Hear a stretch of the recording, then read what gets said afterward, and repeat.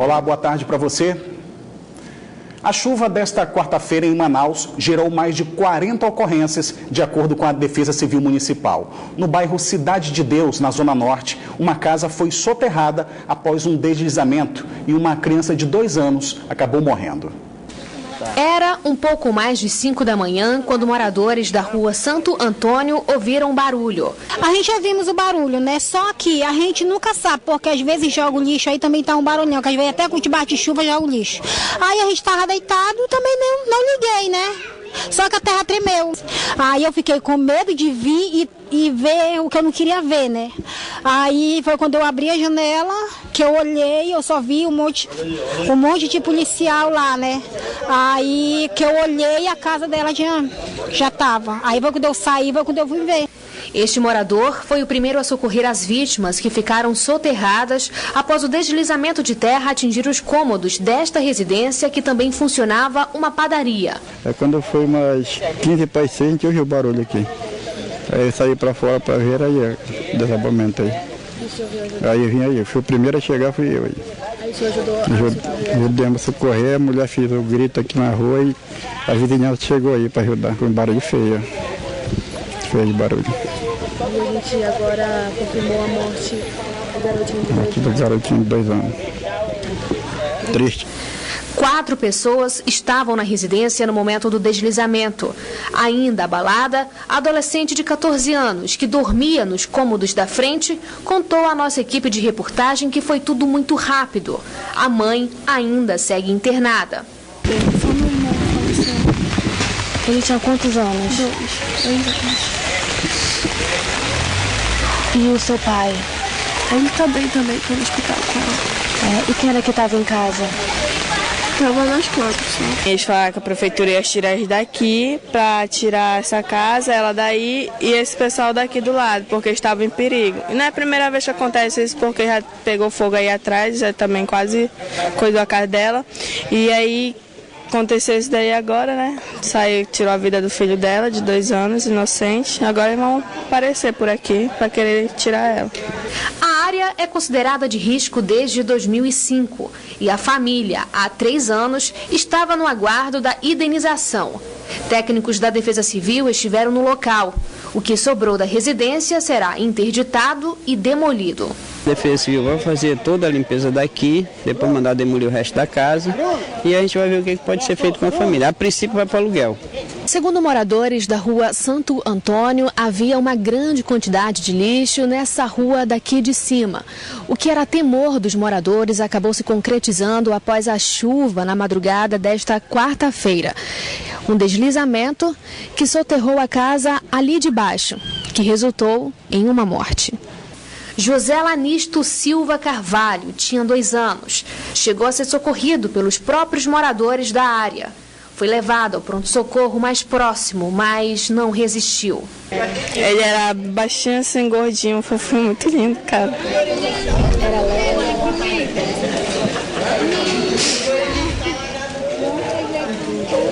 Ontem ainda foi na minha casa, ontem. Tava brincando com a minha sobrinha, 2 anos também. Mas Deus tem um propósito na nossa vida. De acordo com a Defesa Civil, 42 ocorrências foram registradas em virtude da chuva que atingiu a capital amazonense. De acordo com o CIPAM, o Sistema de Proteção da Amazônia, o período chuvoso é marcado na região pela zona de convergência intertropical. É quando há um encontro de massas de ar que vem do hemisfério sul e norte, favorecendo áreas de instabilidade, principalmente na costa norte do Brasil. Vamos então conferir a previsão do tempo para esta quinta-feira em Manaus e em alguns municípios do interior do estado. Em Manaus, a previsão é de muitas nuvens com chuva fraca. As temperaturas variam entre 25 e 29 graus. A mesma previsão para o município de Tefé, onde as temperaturas variam entre 24 e 29 graus. Em Eirunepé, a previsão também é de muitas nuvens com chuva fraca, mínima de 24 e a máxima não passa dos 29 graus. Em Urucará, o tempo fica encoberto com possibilidade de chuva. As temperaturas também variam entre 24 e 29 graus. Na manhã de hoje foram retomados os trabalhos na Assembleia Legislativa do Estado. A cerimônia contou com a posse da nova mesa diretora e com a leitura anual da mensagem do governador José Mello.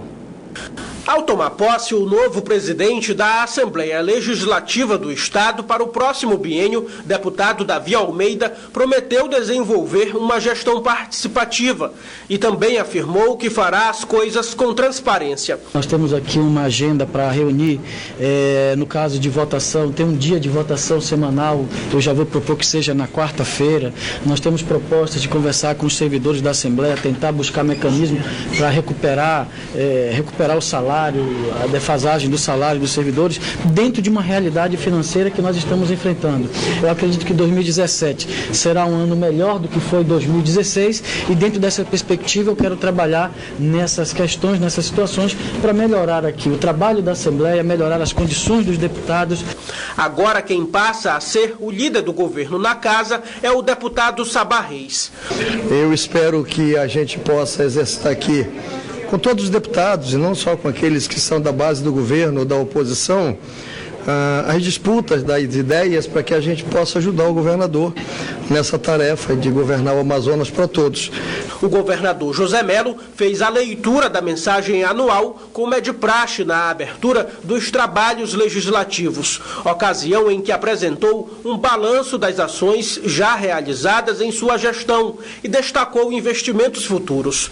Mello explicou sobre a nova matriz econômica ambiental que deve receber este ano cerca de 450 milhões de reais, envolvendo projetos como de piscicultura, fruticultura e mineração. Foi quando ele também confirmou que prepara uma nova reforma administrativa em seu governo, cujo projeto deve ser encaminhado aos deputados nos próximos dias. A ideia é dar atenção especial para a matriz econômica ambiental. Com a aprovação da matriz econômica ambiental, há uma necessidade muito forte da questão da geodiversidade e também da questão da mineração. E isto tudo só poderá acontecer se tiver ciência e tecnologia. Então nós vamos desmembrar a CEPLANCT, criando a Secretaria de Geodiversidade, Ciência e Tecnologia, e a CEPLANCT vai ser uma secretaria pura de planejamento e desenvolvimento. Porque de um lado nós temos a matriz e de outro nós temos a Zona Franca de Manaus, que vai explodir com toda certeza no pós-crise. E eu vou também fazer uns ajustes finos nas outras secretarias, agrupando, na área da produção, por exemplo, é uma delas. O governador falou sobre os desafios que terá para resolver os problemas da saúde pública do Amazonas. É que com a saída do secretário Pedro Elias, alegando motivos pessoais, 4 meses após a deflagração da Operação Maus Caminhos, que desarticulou um esquema de desvio de verbas da saúde no estado, o próprio governador vai tomar decisões na Suzam por um certo período, ou seja, não haverá nomeação de um novo secretário por enquanto. E aí, quando eu tiver tomado essas medidas todas, arrumada a casa, azeitada a casa, quando eu puder do meu laptop saber quanta cibalena entrou e para quem foi ela dispensada, quando eu souber num plantão quantos médicos tem, quais os tipos de procedimento que ele fez, quando eu tiver na palma da minha mão o controle de todo o medicamento e químico cirúrgico que entra na SEMA, quando eu tiver na palma da minha mão o estoque de remédio que tem em Vira, Itapauá e Canutama, aí sim, eu entregarei a secretaria para um gestor, né, para que ele possa continuar esse trabalho. E ainda durante a cerimônia na Aleã, o governador José Mello afirmou que o Estado renovou o contrato por mais um ano com a empresa Humanizare. O anúncio veio um mês depois do massacre, que resultou na morte de pelo menos 57 detentos lá no complexo penitenciário Anísio Jobim. A juíza Priscila Pinheiro Pereira, da 11ª Vara Criminal da comarca de Manaus, negou o pedido da defesa do ex-médico Jorge Cury para que ele fosse ouvido por carta precatória em um dos processos que ele responde na Justiça Amazonense. Jorge Cury reside no município de Guajará-Mirim, em Rondônia, mas vai ter que vir a Manaus para a audiência nos dias 10, 11 e 12 de abril. A Justiça pretende colher os depoimentos dele e de mais 8 testemunhas. Jorge Cury é acusado de se passar por cirurgião plástico, o que teria resultado na mutilação de pelo menos 25 pacientes aqui em Manaus. Ainda nesta semana, o médico teve o registro cassado pelo Conselho Federal de Medicina pelo exercício ilegal da profissão. E ainda o Brasil é um grande produtor de café no Amazonas e a produção o Brasil é um grande produtor de café, mas aqui no Amazonas essa produção ainda é pequena, só que está em ascensão. Agora, eu não sei se você tem notado, mas o consumo dessa bebida tem aumentado bastante aqui em Manaus e tem crescido também o número de cafeterias que abriram aqui na cidade. O consumo de café é um hábito do brasileiro. O tradicional cafezinho é um hábito diário e de baixo custo no geral. E ainda tem o cappuccino, expresso, cortado e o famoso café com leite. E qual é o estilo de café que você gosta mais? Cappuccino, é uma delícia. Quente ou gelado? Quente. Eu já prefiro chocolate cremoso. Eu adoro smoothie de morango. Nessa cafeteria localizada no Veiralves, zona centro-sul da capital, a aposta é na variedade e na apresentação da bebida. É que tem café para todos os gostos e para todos os bolsos. Esse, por exemplo, é um moca. É o mais simples, custa R$11. Agora, os mais trabalhados, mais elaborados, não tem muita diferença não. Apenas R$12. De olho nesse mercado que não para de crescer, este empresário investe no setor há 3 meses. E acredita que o cafezinho combina em todas as ocasiões. O brasileiro já toma café em várias situações, né? Vamos tomar um café, já é desculpa para vamos conversar, seja assunto sério ou brincadeira. Nesta outra cafeteria localizada no bairro Adrianópolis, também na zona centro-sul, este empresário resolveu trazer baristas do sul do Brasil, onde o mercado de cafeterias é mais forte. Os baristas são os profissionais especializados em bebidas à base de café. E o desafio aqui é respeitar o jeitinho amazonense. Chemex, que é um método visualmente muito bonito, que dá um café bem limpo, consegue ressaltar bem as notas de cafés especiais, que é justamente o que a gente trabalha. Agora, para a dona de casa que vai fazer o café em casa, qual o método assim especial que você diz? Eu sugeriria que primeiro ela experimentasse mais de um e escolhesse aquele que mais agradasse para ela, porque todos, na verdade, são possíveis de serem feitos em casa, com resultados diferentes e com certeza agradando paladares diferentes. Pode ser uma tarefa difícil escolher entre os diversos tipos de café, e para você entender melhor as variações e como o preparo pode alterar no sabor, é importante se atentar em algumas dicas. Primeiro, você tem que começar pela escolha de um bom grão. E aí você tem que escolher, dentre os muitos métodos que existem disponíveis no mercado, quais são aqueles que mais te agradam. Então, o método que de repente deixa o café mais encorpado, ou que traz um pouco mais de acidez, ou que deixa o café um pouquinho mais denso. Então, assim, são vários métodos disponíveis. Estela barista há 2 anos. Foi campeã brasileira de preparo de café. Hoje ministra cursos, junto com o marido, aos apreciadores da bebida. A dica número 1 é sempre escaldar esse filtro de papel. Porque o gosto, o sabor residual de papel do filtro pode passar para o meu café. Então, assim, antes de jogar o pó naquele filtro, eu vou jogar primeiro água quente, vou escaldar literalmente esse filtro de papel, aí vai tirar todo o sabor de papel, que não vai influenciar no sabor da minha bebida, e depois eu jogo o café moído. E depois só apreciar. Isso, depois só apreciar da melhor maneira possível, e se der, sem açúcar. Com ou sem açúcar, forte ou fraco. Cada um tem a sua preferência, mas a regra é uma só: preparar com amor e aromatizar no capricho. Pois quem não resiste a um cafezinho com leite? Servidos? Em janeiro de 2017, o Amazonas registrou 2.800 casos de malária. E apesar do número ser alto, a Fundação de Vigilância e Saúde diz que houve uma redução de 44% em relação ao mesmo período do ano passado. O número ainda assusta a população. Dona Francisca já teve malária uma vez e agora, novamente com a doença, conhece bem os sintomas. Eu fico me tremendo toda. É uma febre muito alta, uma febre assim que pode estar queimando a minha pele. Para os órgãos de saúde, a malária continua sendo um desafio para o estado. Os municípios do interior são os mais afetados. São Gabriel da Cachoeira lidera o ranking. Só neste primeiro mês do ano foram registrados cerca de 2.800 casos no Amazonas. De acordo com a Fundação de Vigilância Sanitária, apesar do número ainda ser alto, houve uma redução significativa no número de casos se comparado ao mesmo período do ano passado, quando cerca de 5.000 casos foram registrados em todo o estado, uma redução de 44%. O órgão trabalha anualmente para combater esses índices, inclusive no interior do Amazonas. Estratégias e ferramentas são utilizadas para controlar os números, já que não é possível eliminar a doença. A aplicação de inseticida em áreas com alta transmissão, lembrando que é o mosquito que transmite a doença, é o Anopheles darlingi, que com maior incidência de casos é responsável por essa transmissão.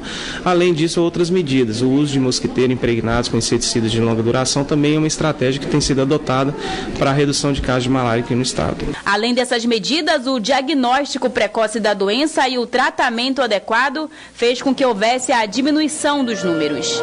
São mais de 1.100 postos em todo o estado especializados em detectar a malária. O exame leva em média 40 minutos para ficar pronto. Se coleta uma gota de sangue da ponta do dedo e esse sangue é submetido a um tratamento com corantes e isso é levado ao microscópio e o técnico pode identificar o plasmódio, pode identificar qual é a espécie do plasmódio, os mais frequentes aqui na região é o plasmódio vivax e o plasmódio falciparum, e ele consegue inclusive quantificar, ele pode contar quantos parasitos tem em cada campo do microscópio. A preocupação dos agentes de saúde a partir de agora são com os meses de agosto e setembro, quando a incidência de casos é maior em todo o estado, principalmente nas áreas rurais. A maioria dos tratamentos é feito em casa, sem necessidade de internação. Ainda não há vacina para a doença. O Ministério Público do Estado pediu na Justiça a revisão do indulto presidencial que concedeu a liberdade ao ex-prefeito de Quari, Adail Pinheiro. O recurso enviado à Vara de Execução Penal pede que seja revisto o indulto concedido ao ex-prefeito do município de Quari, Adail Pinheiro. Há uma semana, o político teve a sua pena extinta pela Justiça do Amazonas, 2 anos e 2 meses depois de ser condenado a 11 anos e 10 meses de prisão por crimes de favorecimento à prostituição infanto-juvenil. Segundo o Procurador-Geral de Justiça, em exercício, uma comissão de promotores detectou equívocos na decisão judicial que colocou o político em liberdade definitiva. Agora, o Ministério Público do Estado quer que esta decisão seja anulada. A ideia é essa, no fim do objetivo de todos esses recursos, é que, voltando ao status quo ante, ou seja, tudo que havia antes, que ele retorne efetivamente ao estado que era, no sentido do cumprimento da pena. Ex-prefeito de Quari, no interior do Amazonas, Adail Pinheiro cumpriu 1/4 da pena e foi beneficiado com o decreto do presidente Michel Temer de 22 de dezembro de 2016, que trata do indulto presidencial. O juiz Luiz Carlos Valois disse ao determinar a liberdade do réu que a pena aplicada e o período de pena cumprido, somados à ausência de infração disciplinar, indicavam que realmente o apenado preenchia os requisitos do decreto. Mas o Procurador-Geral de Justiça afirmou que na avaliação do juiz só foi levado em consideração o comportamento de Adail durante um mês. O comportamento do recluso, ele devia ser considerado ao longo de um ano e não de um mês, como se fez. Então, ao longo de todo um ano, houve um determinado comportamento classificado de péssimo e, de repente, se concluiu que o comportamento dele era bom. O procurador também comentou o parecer favorável da 23ª Promotoria de Justiça, que atua junto à VEP, assinado pelo promotor Álvaro Granja. Se manifestou conforme o seu entendimento. Há que se respeitar. Agora, isso não impede de que outras pessoas, outros profissionais, outros colegas, analisando o caso, se debruçando sobre ele, entendam de forma diferente. Em novembro do ano passado, o político conseguiu progressão da pena pelo crime de pedofilia e passou a cumprir prisão domiciliar com uso de tornozeleira eletrônica. Após ter o perdão da pena, o ex-prefeito defendeu em carta aberta que as acusações que sofreu nunca foram provadas. Nesta quarta-feira, o Ministério Público de Contas do Amazonas ingressou com um pedido cautelar junto ao Tribunal de Contas do Estado para suspender o decreto que possibilitou o reajuste da tarifa do transporte público em Manaus. No documento, os procuradores pedem ainda que seja fixado um curto prazo para a notificação da Prefeitura e da SMTU, para que tragam as provas da razoabilidade da composição da tarifa. Em 2015, quando a passagem de ônibus passou de R$ 2,75 para R$ 3,00, o Ministério Público de Contas também solicitou essa suspensão ao TCE, mas não obteve sucesso. E agora vamos conhecer as novas regras para o cartão de crédito que começam a valer aqui no Brasil. Quando os consumidores pensam em cartão de crédito, logo vem algumas palavrinhas à mente que não tem nada a ver com facilidades. Muito pelo contrário. Os juros. São altos demais? São altos demais. Conta, juros altos, essas coisas.